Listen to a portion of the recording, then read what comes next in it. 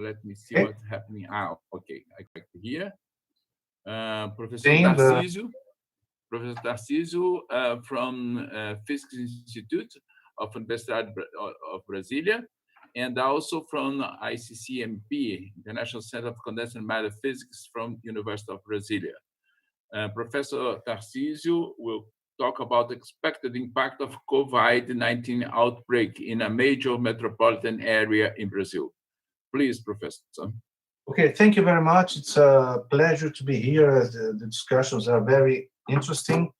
I will present some recent results. We are still enhancing them for the metropolitan area of Brasília, the capital of Brazil, which we call the Federal District, and encompasses like 3 million people. We did some studies for São Paulo before, the great city, the metropolitan area of São Paulo.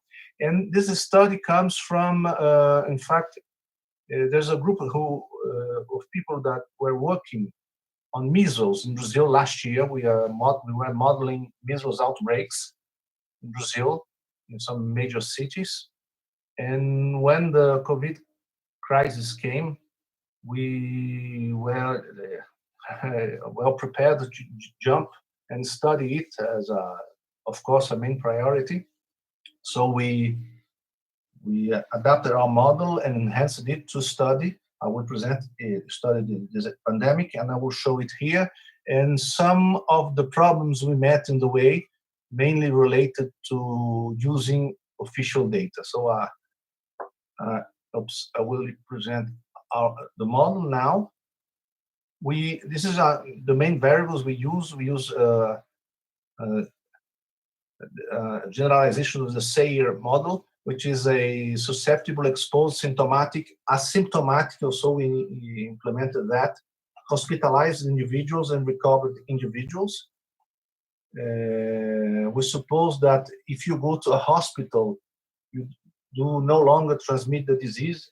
You are isolated, which is a close approximation. And recovered individuals, of course, they are no longer exposed to the disease. This is the main model parameters that we take from literature. Essentially, the best results we are able to obtain. I will leave the slides here for you to look more carefully later. But the main parameter perhaps is the basic reproduction number, which ranges from 2.5 and 3.5. It depends on the location, depends a lot of factors, depends on the kind of estimate you do. We also suppose that we have something around 86% of non-detected cases. This is a recent study, mainly from China. Of course, there is always some uncertainty in these parameters, but these non-detected cases include possibly asymptomatic cases and very mild cases which are that passes unnoticed. And we suppose that their transmission, their infectiousness is almost half of symptomatic cases. Of course, up to some uncertainty. I will present the results I will present are essentially based on median or average values of these parameters, but we can do a sensibility analysis with Monte Carlo. I did this for São Paulo, but here just presents, it will give you a good idea how we use this model to predict some trends of the evolution of the disease. So the model essentially follows these schematics here. You go from susceptible to exposed, where you remain for a few days. Then you go from either symptomatic infected or asymptomatic infected, following the previous proportion. The symptomatic, yes? I'm just seeing the first slide of your presentation. Yeah. Is it? Oops. Let me see. There's something wrong here. It didn't change the slide. I think that. Let me see. Yes, I think I'm. Não está vendo aqui. Let me try to locate where is the problem, because I confess I'm a little new on that.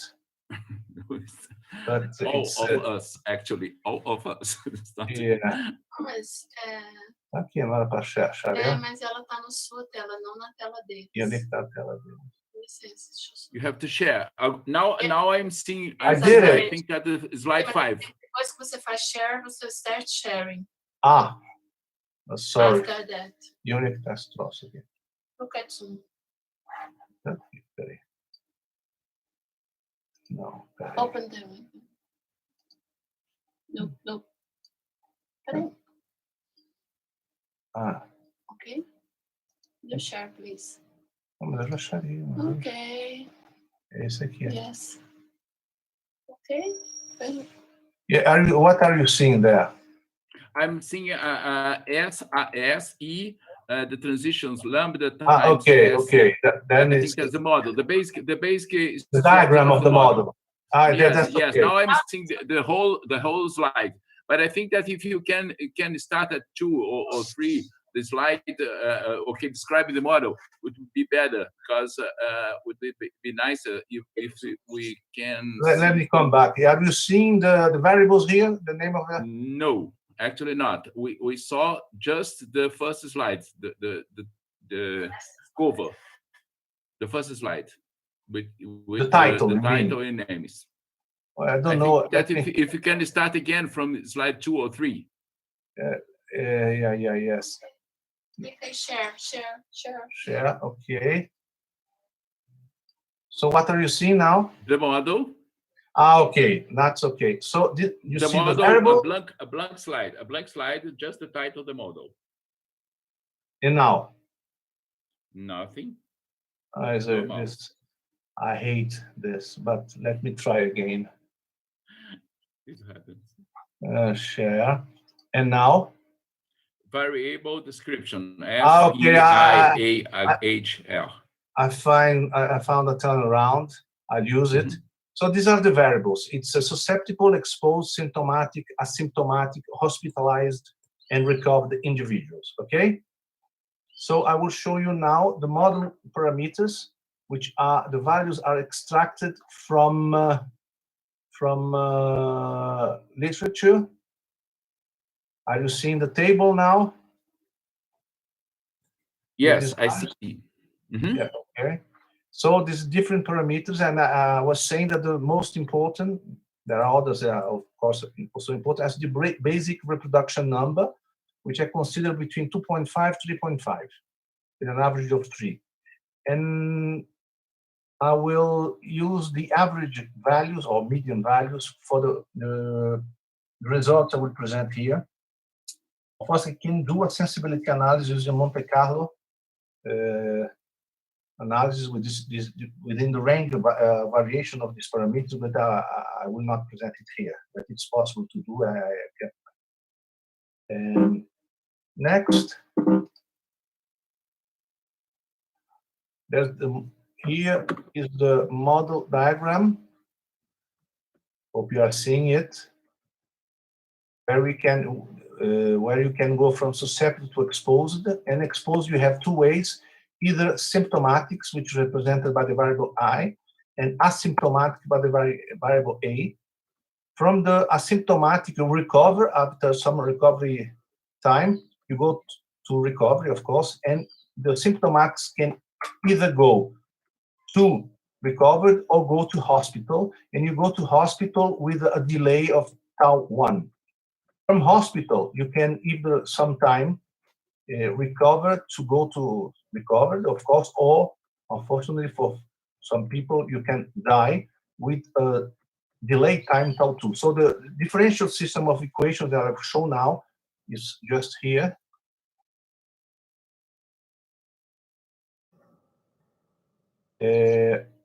It's a system of differential equation, ordinary differential equations with delay, because you have the time from the onset of symptoms to go to hospital is tau 1, and from the onset of symptoms to death is tau 2. So you have to consider this in the equations. That gives the delay, but you can solve it without much problem. We have this expression there for the force of infection for lambda I, And I didn't say, but this model is age stratified if you want to use it.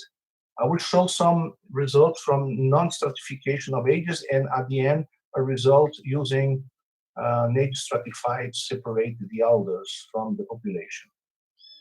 So with the different parameters, I can compute the basic reproduction number and the effective reproduction number, which tells you the strength or the capacity of the virus to propagate in the population. The matrix beta ij gives you the probability of transmission of the virus from infected individuals of age group J to any individual of age group I. And you can compute it if you know the contact matrix for your population. I'll come back to this later. It's the matrix CAJ, and OI is just the probability that someone of the group J infects anyone from group A. So these are essentially the structure of the system of equations. Now I will present some data from Brasilia, from the federal district, in fact, which encompasses the city of Brazil itself and some nearby cities that correspond more or less to neighborhoods of our town and in close contact with Brasilia. So here we have the first case, the symptoms for the first officially registered case is from February 26. And I show there the official number of cases reported till now. Till, in fact, in this graphic is till 2-3 days ago. And this red line, vertical red line, is the day that isolation started effectively in Brasilia.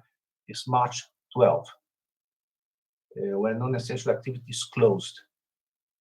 The first point I must stress is that only critical and severe and critical cases are being tested.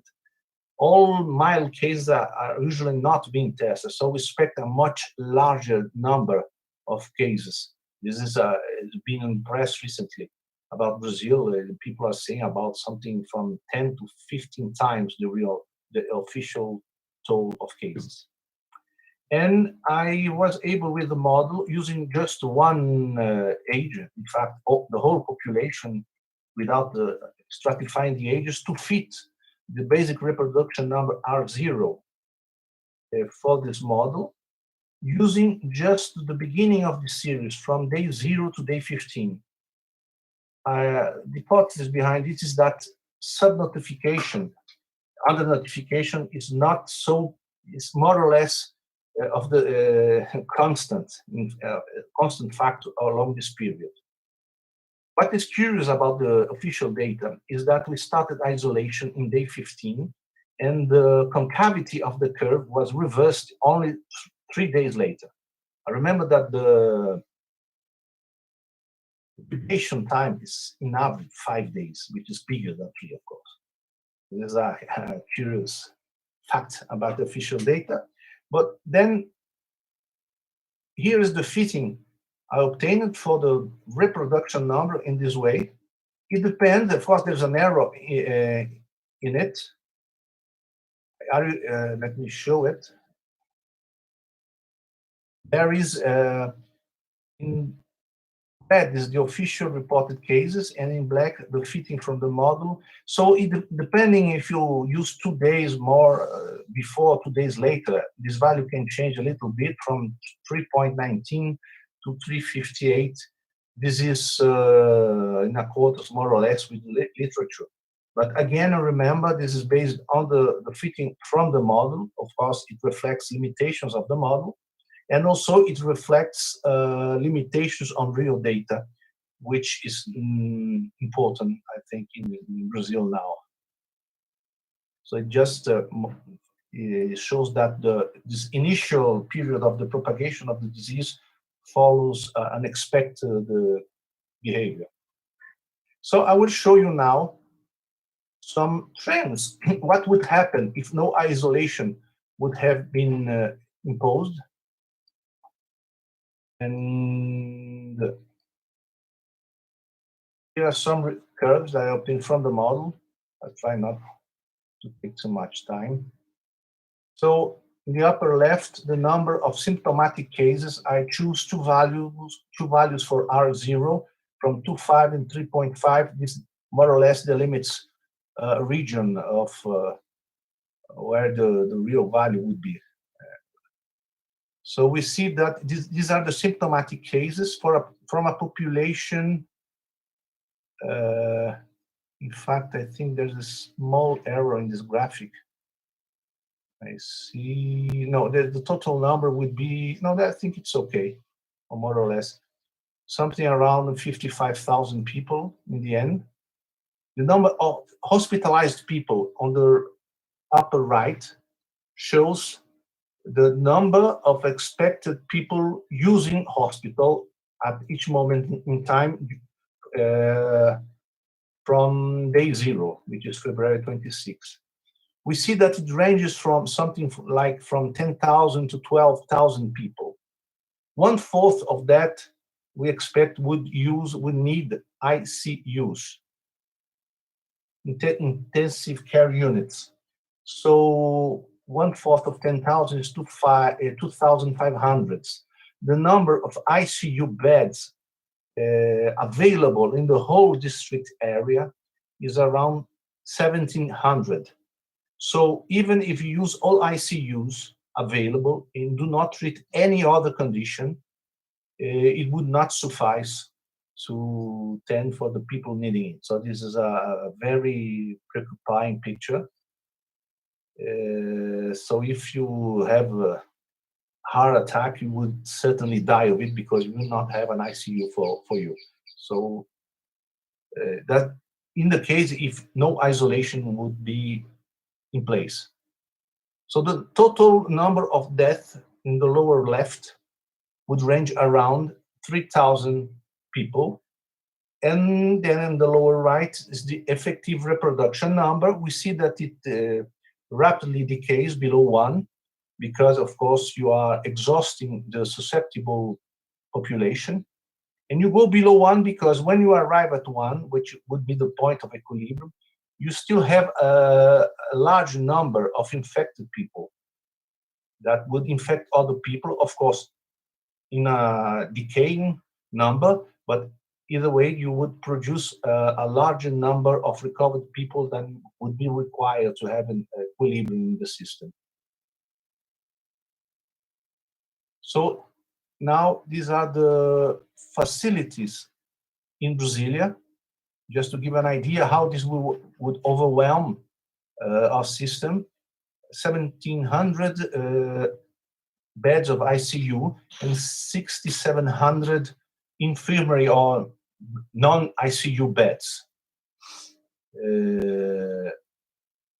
So we require the number of ICUs that we estimate is above 2,000. So, and even non-ICU beds would be more than the number of actual beds. So if you would like to prepare the city, you will have to increase by like 25% at least the number of beds, which is not the case till now. That's very worrying. Now, I'm suffering a little bit with this computer here. The trends, I tried to picture some trends, supposing we have isolation. The first part of the isolation, I tried to model using the results till now and some information from mobility, from cell phone mobility, that gives you an approximate idea of the intensity of the isolation. So I tried to build this in the model and doing some intelligent guess up to my capacity to show these results. So the current isolation till now is more or less the one depicted here. From March 26 till March 11, there were no isolation at all. From March 12 to March 13, I supposed a reduction of 40%. Not, in fact, it's badly written here. Is the number of contacts was 40% of the previous value. So you reduced in 60% the number of contacts. But from March 11, then I suppose a lesser strict is from March and on, so the reduction in contacts was only 37%, because I suppose this was noticed and verified because of some public position by our president. Some people didn't take too much seriously isolation, mainly in poorer areas in the town. So by some information from the mobility using cell phones, we estimated this number more or less like that. And more recent days, we expect that this isolation will even diminish a little more, only by a 30% reduction in contacts. And finally, in the scenario, I suppose that by the end of this month, people will notice the disaster and try to impose a more strict lockdown of 70%. So till February 25 next year. So a whole year of isolation, just to have an idea of this impact. So I suppose the 70% reduction in contacts, which is quite a good reduction, which is the number that sanitary authorities in São Paulo, in the state of São Paulo, are saying would be required to control the evolution of the disease there. So we put this in the model. Here are the results. So here I present, in fact, now 3 values for R0, 2.5, 3, and 3.5, just to give how it depends strongly on R0, the results. So the number of symptomatic cases in the upper left can vary a lot, of course, depending on that, but it is either way reduced. The number of hospitalized individuals can be very small to still very high, approaching 8,000, depending on the number of the value of R0. I don't think I don't know if you are saying are you saying the new graphics now? I see one with a red, green, and black line. That's correct. So here are the values. Yes. So for this simulation of you see that the number of hospitalized individuals can be very high, but it depends on R0.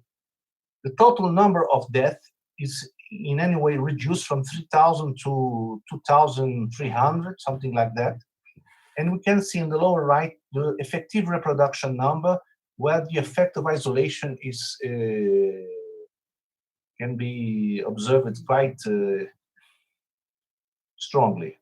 So the point is to control the disease at this initial time in the next month, which will not be very easy.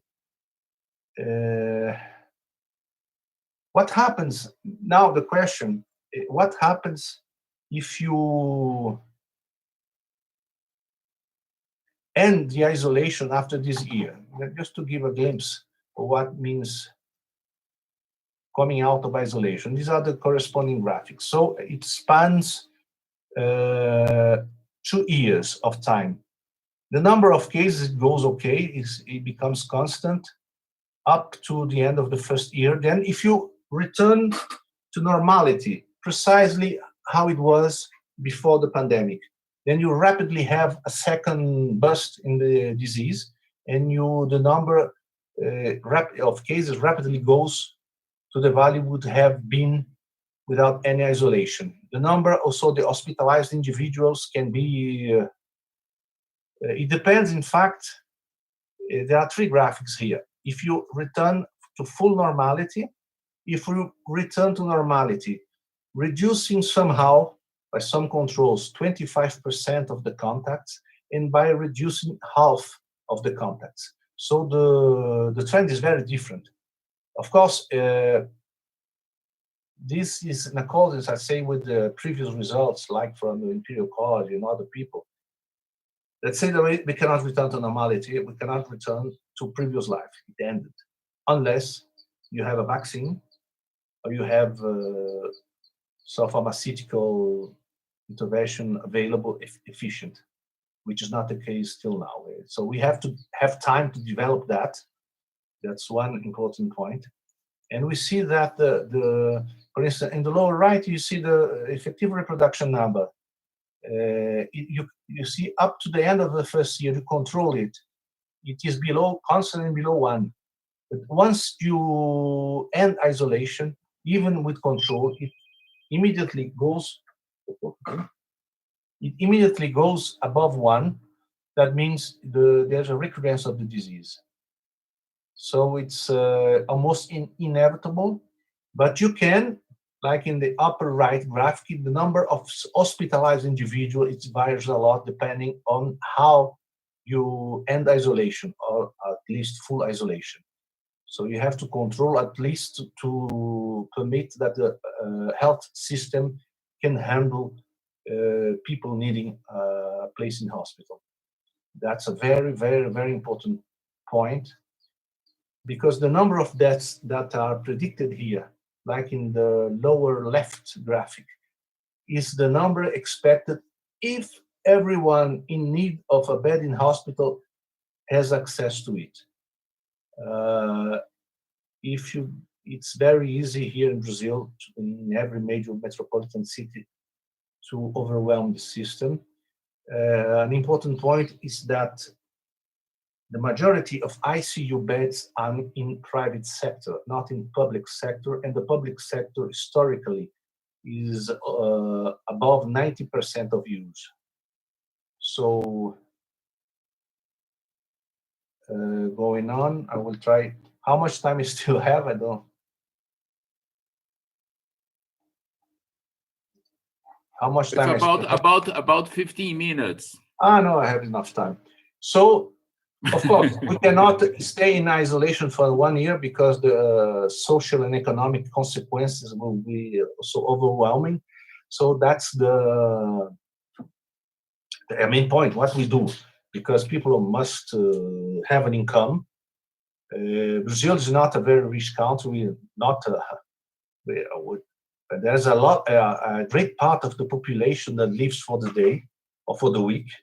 So how we handle this? These are political, economic issues that must be considered by people in high places. But one possibility that has already been raised in other studies, it's not a new idea, is to somehow alternate states of strong isolation with states of partial normality. Partial normality in the sense that you return to some economic activities, but avoiding excess of contacts and some important health measures such as using masks, keeping a physical distancing, and so on. So the scheme I will show as an example. Further study are required. It depends on each place, of course, on the economic reality of each place. So first of all, we keep strict isolation of people of 70 and older of age, and we begin in April 27, the end of this month, by 1 month with isolation of 70. So for elder people, 75% reduction in isolation, and the remaining people are kept like 60% reduction, a little less. And then with a mild return to social contacts with 30% reduction in the number of contacts.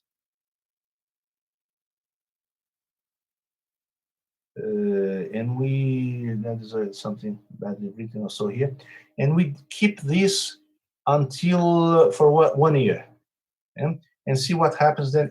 At the end, we'll return with also this reduced number of contacts, 30% reduction of contacts. So here are the results.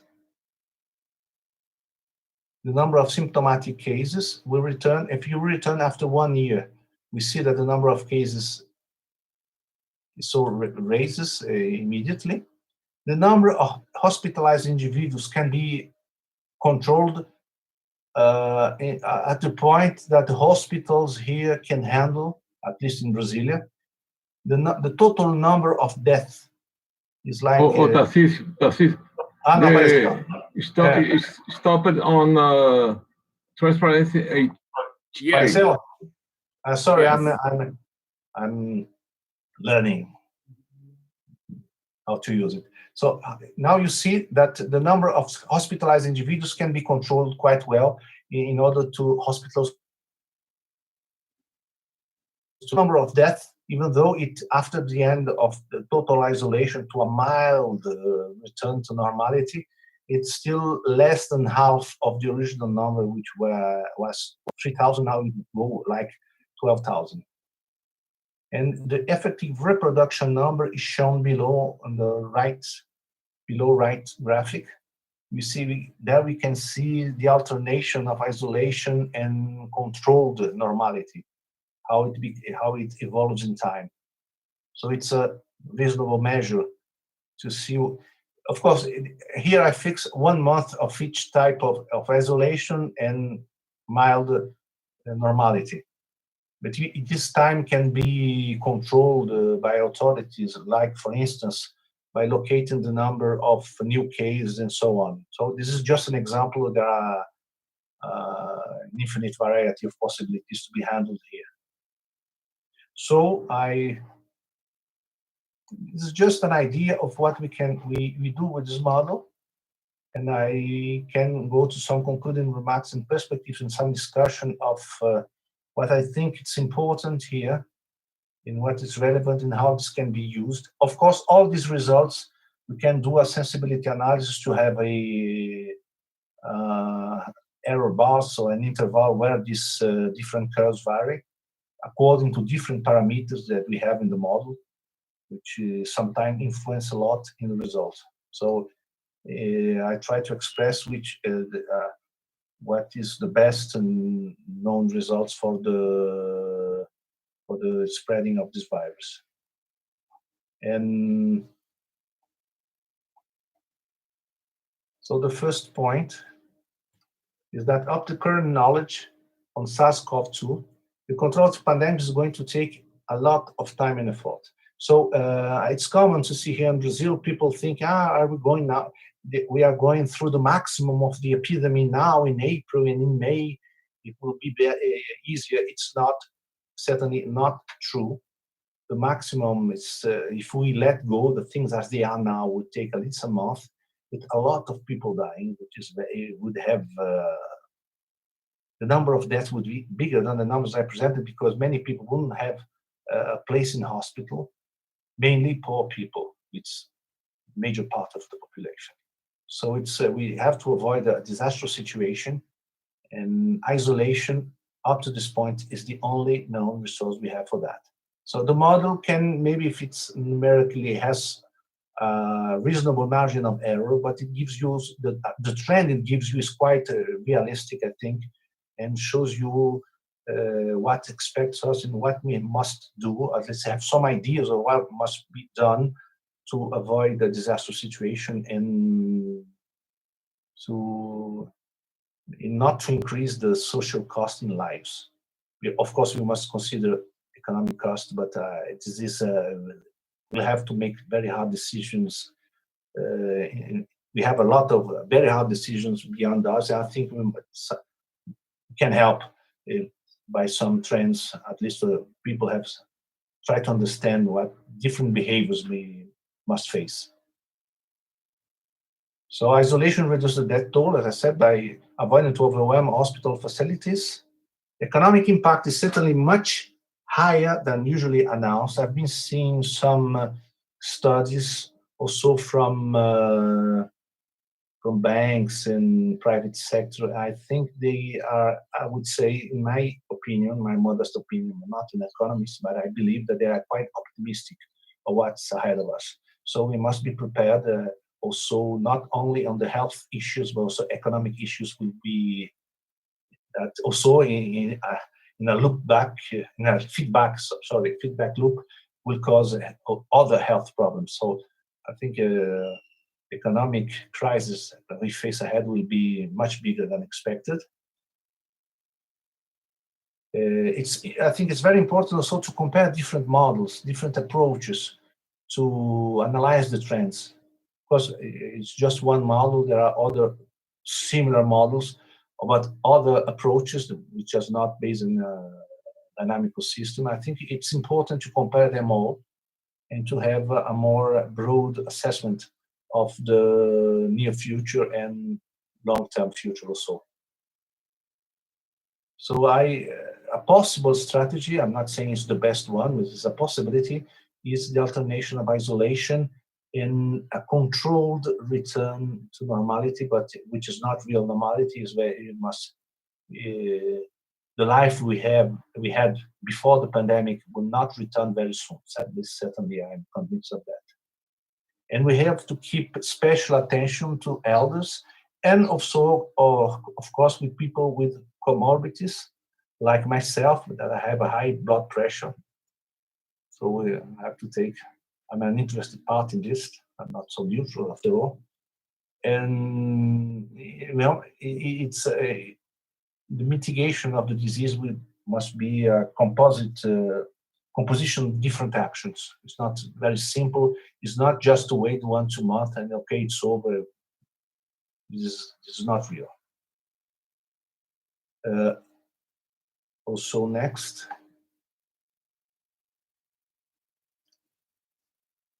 So no real return to normality is possible unless an efficient vaccine or an effective treatment therapy is discovered.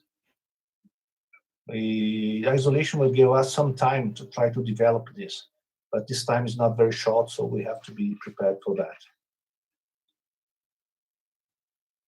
Also, an important point is that we see some countries now are either starting the end of isolation or planning the end of isolation. China has already started the end of isolation, while, for instance, France predicted that by May 11, they will start the end of isolation. So I think they are ahead of us here in Brazil in the stage of evolution of the disease. So what happens in this country will also give us a lot of information of what is the outcome when you end isolation. I presented here what the model predicts, but it's not, we don't know everything about the disease, so maybe there are some important facts still to be known when isolation ends. Also, with more data, we can fit our model by fitting the transmission matrix if we know the contact matrix. Here in our group, we are using data from this federal district, how to make it, demographic data from federal district from economic activities to try to have a more reliable contact matrix for here, and this would give us more detail in the model to analyze, for instance, which economic activity could become partially to normal, which other economic activity is very dangerous to reopen, for instance, and this kind of analysis which would be very helpful once the moment to end, partially at least, the isolation when this moment comes. A great limitation in this kind of study is to fit the model, and it would be perfect if we have the real numbers, the real number of cases, of symptomatic cases, if we knew the real number of asymptomatic cases or so, and if we knew the real number of deaths, because even deaths are being underreported in Brazil because we lack tests. We don't have enough tests, so at least this limits a lot of our analysis, but I think the number of deaths is the better proxy that we can have to estimate the real number of cases. We are also trying to figure this out. There are some results from another Brazilian group that is being shown in the press that estimates the real number to something like 10 to 15 times the official total. So this helps to when the disease, the epidemics here evolves to try to fit the model along the way in real time to predict the near future at least. So I think this is gives some idea of what we are doing here. And thank you for being allowed to talk here. It's a pleasure to do. And thank you for your attention. That's it. Thank you, Tarcísio. Thank you for your very nice talk. And I think that after this talk, we're a bit worried about the dynamics of the COVID, because I think that you mentioned others mentioned the question of the second or third wave, but I think that you calculated the impact of the third wave and the impact of the second wave, pardon, and the question of measures to take to avoid a second wave. We discussed this with Professor Liang, and this is a problem they are worrying about in China. We have a question here from YouTube. Sorry. Okay. Okay. We have a question from YouTube. E.T. Jr. asked why the hospitalized come from exposed. I think that E.T. is mentioning your model. If you can return to that slide where you mentioned the flux. Not your question. I will explain it. Why the hospitalized come from exposed? We expect to come from infected cases. That's a question from E.T. Jr. Okay, let me just share the right slide here.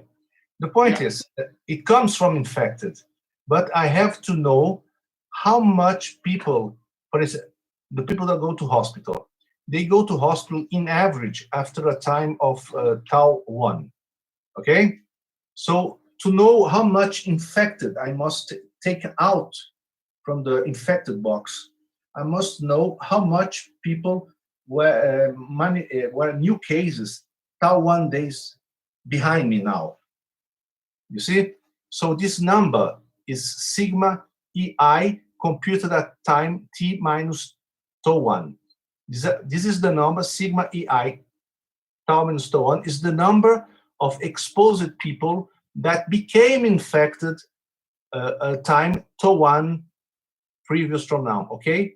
From these people, a proportion of zeta I are in need of hospitalization. This number zeta I is given in the table, and it was taken from, you can take for instance from the values from China. They have a lot of number, or from Europe. They are very close one from the other.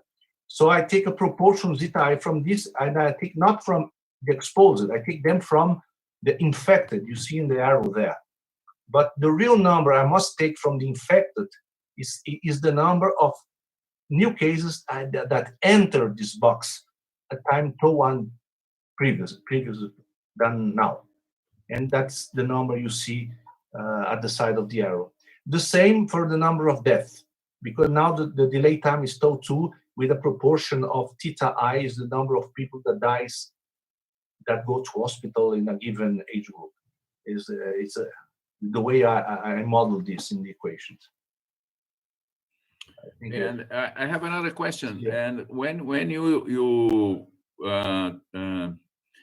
model the question of restriction of movements, trying to put some restrictions, you for example, the case of a 25%, this means, or that means this restriction is for the entire population. Yes. Without considering differences between ages. You mean old people, young people must to restrict the movement. Ascari in the first talk mentioned the differences in restrictions between movements. I don't know if Ascari is now here, but I would like if you and Ascari can talk about these restrictions. Yes, I don't know if Ascari is here. In the end, I did a separation of ages from 70 and more and less than 70 years old. There I can use. I can do this for every age in the model, but in the first results, I showed this was uniform for all ages. Of course, this is an oversimplification, but just to give you an idea, we are working on that now. We are building a more reliable contact matrix for Brasilia and see the impacts, for example, of the end of school, the closure of universities, the closure of commerce, the closure of other activities, up to our possibilities and up to the informations that are available to us. And then, in this case, we are gathering demographic data. That means we know the people that work in the commerce, which is the distribution in age, for instance. And we can also we have the distribution in age of people that attend universities or school. So we can try to improve our model, including this information. Of course, it's not always an easy task. It depends on each place, but the model allows you to do that. I didn't show these results in detail here, but we are working on it now in the same moment. Anyway, we suppose if you do a single population and you do a reduction in contacts based on some intelligent guess, you can at least have a very good idea of the trend that you expect. Yeah, of course, you are doing some error in the estimation, but it's unavoidable, I think. Okay. More questions? So I have Okay. a question, probably not exactly a question, but a comment. So Tarcísio, Oh, nice talk. please do it. Excellent talk. So appreciate the how clear you explain the model. And my comment is about these comparing models. I agree with you. It's really important now to compare models because for the dynamics of Brazil, it's really different from US and China and from Italy. So that is another aspect from this virus. So we need really to do a direct effort to comparing models and results. A second point, it's about the hospitalization rates.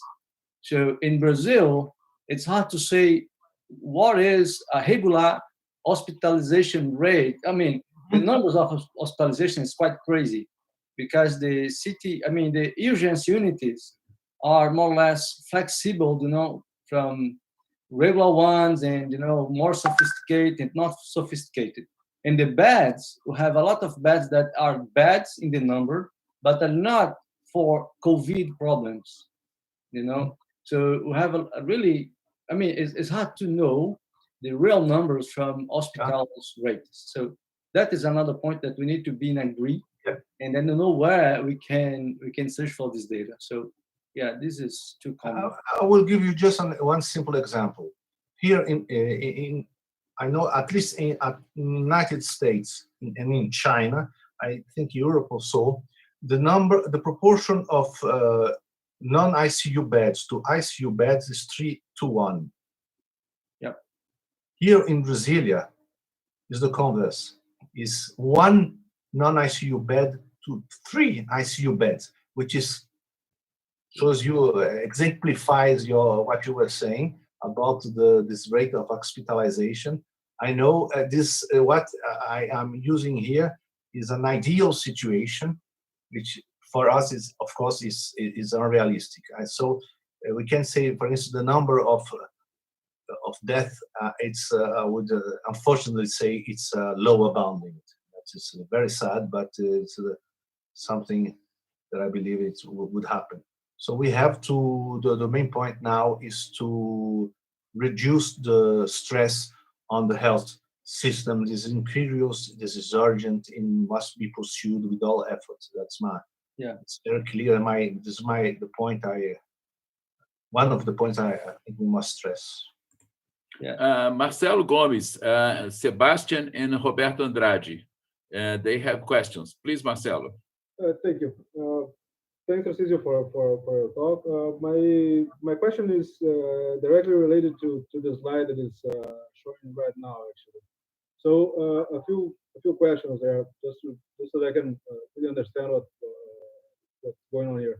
So tau 1 and tau 2 are time to hospitalization since symptoms onset. Yes. Okay. Then is it, I don't know if maybe it's just a typo or what, but shouldn't there be then the term 1 minus key in the rate that is going from the symptomatics to the hospitalized? Because the number of new cases that become symptomatics at tau 1 unit of time earlier should be exactly the rate that is entering the symptomatic. So it's 1 minus key times sigma times the exposed. See, no, if I understood well your question, you're saying that 1 minus chi should be in the term in the area from infected to hospitalized. Symptomatic to hospitalized. Yeah, no, you're right. But I didn't mention it. I put this factor inside zeta I. In fact, it's the rate of hospitalization of symptomatic. It's taken into account on the numerical value. Okay. It's already in the. It's already, yeah. I took, yes. It's taken into account there. Okay, perfect. That was my only question. And I would make the same question for the deaths, but now it's clear. Okay, thank you very much. Okay, thank you for comment. Okay, Sebastian. Okay, thank you, Tarcísio. I have three very short questions. The first one is about the numbers. I'm really, confused about the numbers. The first slide you show about the results, which are not. You mean the number, the total cases in Brazil? Yes, right. Can you put it again? This one? No, I mean after this, when you the fitted one. The four panels. Maybe this one. The four panels, which you have the asymptomatic, the hospitalized, the death. Let just a second. Let me go down. You mean the trends without isolation? Yeah, without anything. I mean. Okay. This one? Yes, right. I mean, it is supposed to be for Brasilia, right? Yes, the federal district. So, but I mean, you are going you are saturating at a relatively small number of. I mean, a little bit confused about the one of the left top, which is. Yeah. This is a total number of symptomatic cases. I'm supposing here the number of 86% are asymptomatic or non-reported or too mild to be detected. Okay. So this is only 15%, right? Okay. Roughly 40% of the total number. Yes. Okay. So this is okay, and the second one is about the delay equations. Have you tried? I mean, can you say a little bit about? Have you tried using the standard equation, which is the main difference of using the delay equation against using the standard equation with its you mean without the delay? Yes, dissipation, standard dissipation or decayment. Yes. Well, I would say that the effect is not enormous. There's an effect, but not very big, because the main effect of hospitalization and death is that you are removing from the population, let's say 18% of infected people each time with a delay. So you are reducing the strength of infection by 1/5, roughly speaking. So that you have an effect. The main effect is that you push for without delay, without hospitalization. The delay will not change this very much with or without delay, but the hospitalization has an important factor. If you have hospital for everyone, is that you reduce the force of infection, and probably people which are severe and critical cases are probably, is not very sure, the most infectious people. When you put them in hospital, you isolate them, and then somehow you reduce the force of infection. That gives you also a little bit more time. You can displace the maximum, epidemic maximum by almost by 2 weeks or more even, by just doing that. Okay. Okay, the last one is against, if there's nothing in your model that is specific of Brasilia, right? Except that you just fit the curve, the initial curve with this, with the data of Brasilia. But yes, you can. Now that's an important factor. Yes, for just one age group of age, everyone together, you can just change the population. You just is a multiplying factor, more or less. But if you can incorporate demographics of the place. This, for instance, can change the overall fatality of the disease, because, of course, two extreme examples: Italy, or Japan, you have a very elder population, much bigger than in Brazil. This changes if the fatality rate, the overall fatality rate. If you know, we have some information mainly from China, which is the fatality rate at each age group. So you can transpose this to here and have a little more detail also on the load of the hospitals and the overall fatalities. The model allows this. So there is a little change in the predictions. It's not enormous, but a little change, yes, when you take this into account. Okay, thank you. Thank you for your comments also. Roberto Andrade, please. Okay. Hi, Mauricio. Hi, Tarcísio. I congratulate you for your nice work. Okay. The question I had to you was partially already addressed by Sebastian. What was actually the influence of the delayed model, of the delayed time, okay, in the predictions? And to be more specific, you said, you answered that it's not that much. Would like to ask, whether it influences the managing of the the leave from the education regime, when you propose to alternate periods with some restricted different indices. Does this delay plays an important role in that management of the leave of the isolation? Yes, in a sense, yes, because one effect of the delay, just to exemplify, is that the maximum of the reported new cases occurs a few days before, or even more, 10 days more or less, of the maximum of the hospital load. So the number of people in the hospital, the maximum is reached after the maximum number of cases. Likewise for death, of course. So the delay has a role if when you choose which variable, which number you will follow to decide when to start a new isolation period and when to end a given isolation period.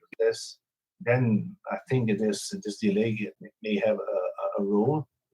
And of course, this time is a distribution. In fact, I use the average value. And there's also an uncertainty in this average value.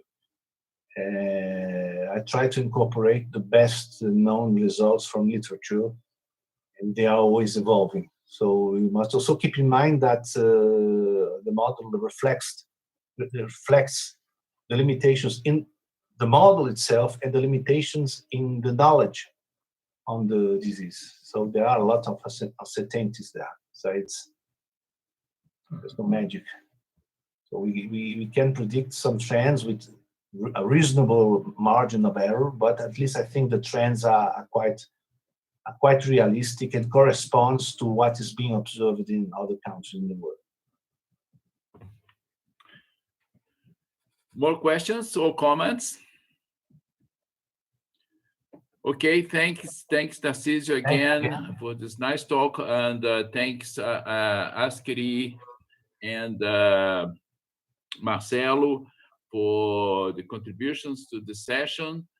We are now closing the session, and starts tomorrow morning with Sérgio from Ouro Preto, and then Wesley from Viçosa and Saragossa. Was trying to move Eduardo Massadi to tomorrow morning, and finishing the session in this meeting, Rosa Cruceros from Santiago de Compostela, Spain, which will present the research they are doing there. Okay, thank you again. The expositions, the videos are already available at the IIP site. Okay, and see you tomorrow. Thank you very much. Thank Bye. you. Thank you, guys. Thank you. Thank you. Bye. Bye. Bye-bye. Bye. See you tomorrow. See you tomorrow. Tomorrow.